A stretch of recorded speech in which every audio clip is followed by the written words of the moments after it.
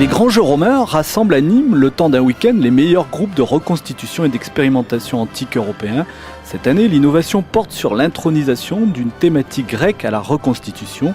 Il faut savoir que les Romains fondent leur origine mythique sur la guerre de Troie et la fuite du fils de Priam et de Vénus, qui réussit à échapper à la ville en flammes pour être dans la lignée des dieux. Entre bataille et démonstration à cheval, le spectacle est une fresque visuelle historique.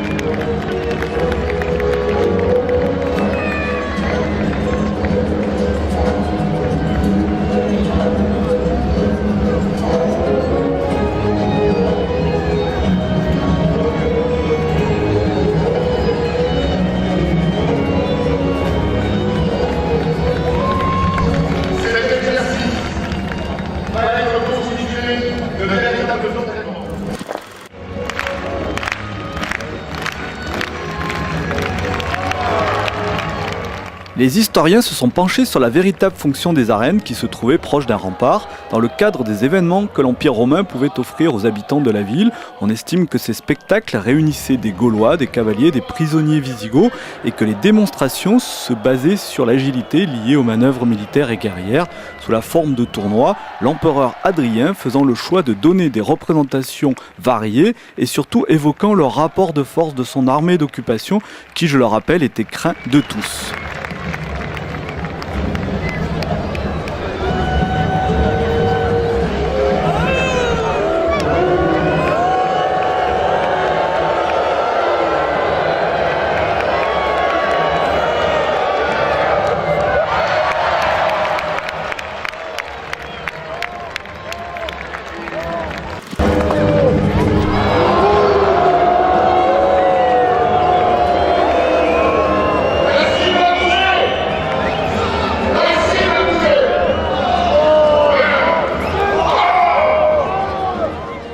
Précision historique, le pouce levé ou baissé n'a jamais existé. Par contre, le peuple avait pour habitude de faire part de sa décision en agitant un morceau d'étoffe, ce qui permettait aux dignitaires présents dans les arènes d'influencer le bon déroulement du spectacle.